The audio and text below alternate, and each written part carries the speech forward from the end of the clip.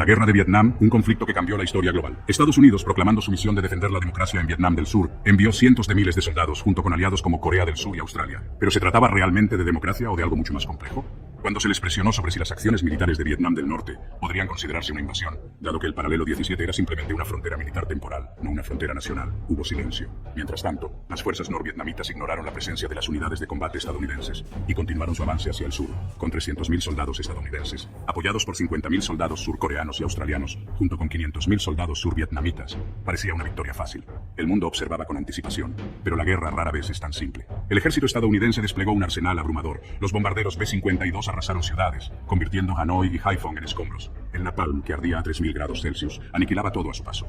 La guerra química envenenó la tierra misma. Escuelas, iglesias y hospitales se convirtieron en víctimas de la guerra. A pesar de la superioridad numérica y de potencia de fuego, Estados Unidos no pudo reprimir al Vietcong y a las fuerzas norvietnamitas.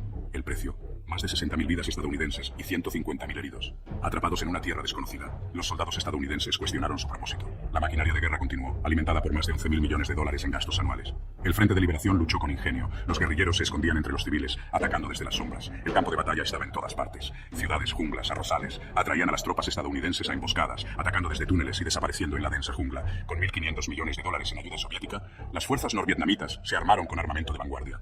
Cohetes portátiles derribaban aviones de combate estadounidenses, mientras que los soldados descalzos se desplazaban por el terreno, con una ventaja que ninguna cantidad de potencia de fuego podía superar. Mientras tanto, en Vietnam del Sur, el gobierno se desmoronaba desde dentro.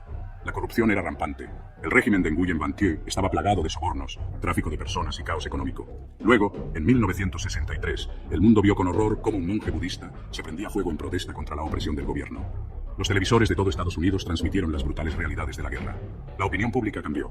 El movimiento antibélico se encendió, alimentado por la indignación por las atrocidades de la guerra y las luchas por los derechos civiles en casa.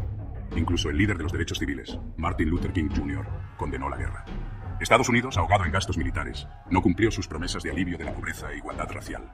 Las calles de Estados Unidos explotaron en protestas. Estudiantes, trabajadores y activistas exigieron el fin de la guerra. El gobierno de Vietnam del Sur, perdiendo apoyo, vio a sus propios soldados desertar en masa. Más de 100.000 soldados desertaban cada año, algunos incluso volviendo sus armas contra sus propios comandantes. Luego vino la ofensiva del Tet, 30 de enero de 1968, Año Nuevo Vietnamita.